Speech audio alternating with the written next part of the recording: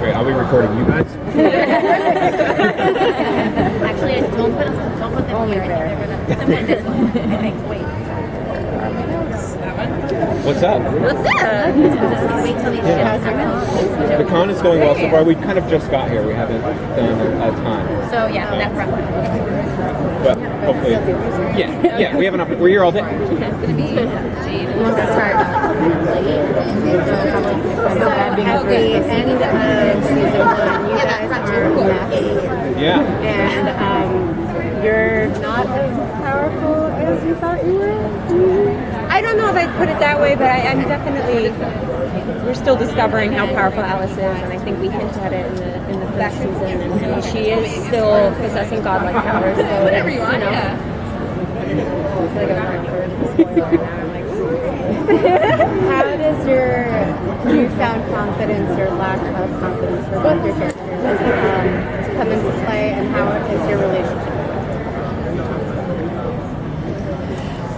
The relationship between Quentin and Alice is a complicated one, and one that only gets more complicated this next season.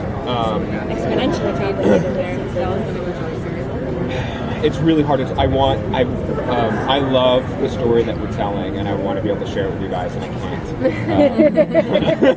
Yeah, we get to explore new sides of our character that we didn't get to play with in the first season. I think we're both very much grounded in who our characters are, and on this season, you know, some things get flipped on their head, and we get to discover new things about them and new ways of existing. And, yeah, but the relationship between the two of us is not over, and it's very complicated, and they're still working through it. In terms of filming, did you get to pick up some new skills this time around?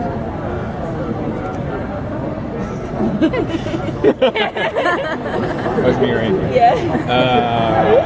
I mean, the tuts are complicated and difficult to learn. And what's been fun this season is last season was a lot about learning, and so a lot of the tuts we did were very presentational, and it was students, you know, and so now those things are starting to shift and change and blend into the personality of these characters. I like the idea of Quentin trying to hide everything that he's doing, you know, so a lot of the tuts are kind of like moving down and like becoming sort of like a Western. But it feels more powerful than something.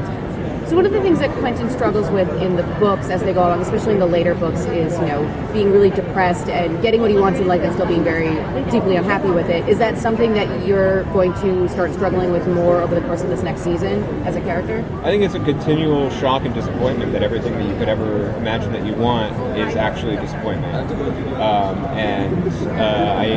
He's forced this season to really look inward and embrace the fact that he's not going to be happy unless he does something about it.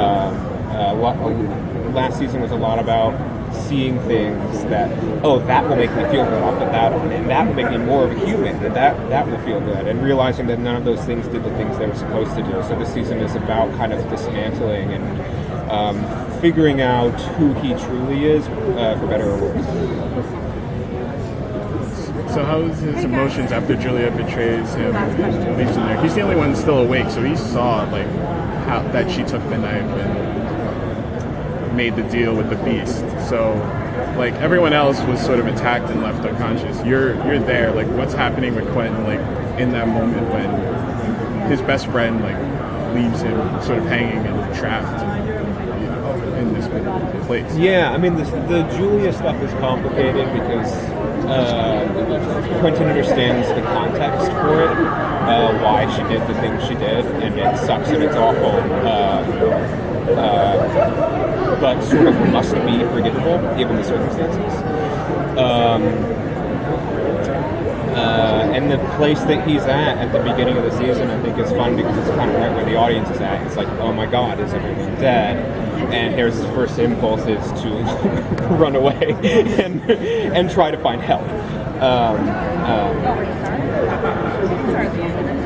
That's the end of my answer. Okay.